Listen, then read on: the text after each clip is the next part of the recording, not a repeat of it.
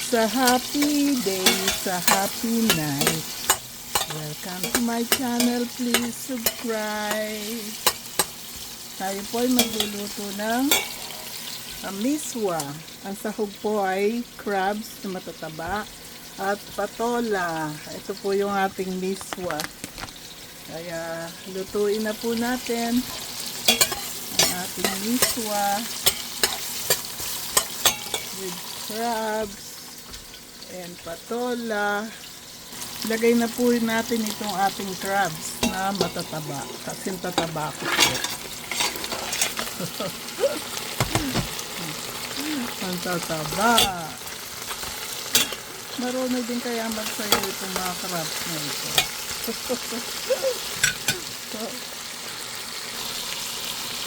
Taktakan na po natin ang patis. Ayan, ako. Pamilya aboy. Takpan na po natin sila. Steaming hot. Let's add water. So, I will add one more. So, that will be 4 cups. I add 5 cups of water. So, we will let it boil. And then we can add our patola when it's boiling. So, the crabs need to be cooked. It's boiling rapidly, so we can add the patola. Yummy! Napakasarap at masustansya pa. Nutritious and delicious.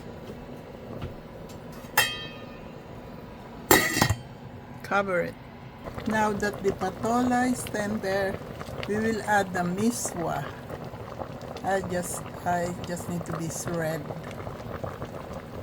It's ready, our miswa with crabs and patola. Let's turn off the stove. Let's eat. There's our miswa with patola and crabs. And this is our gigantic lobster and 4 crabs. We will eat that with mango, tomatoes, and bagoong. Thank you. God bless us all. Thank you for these blessings, God.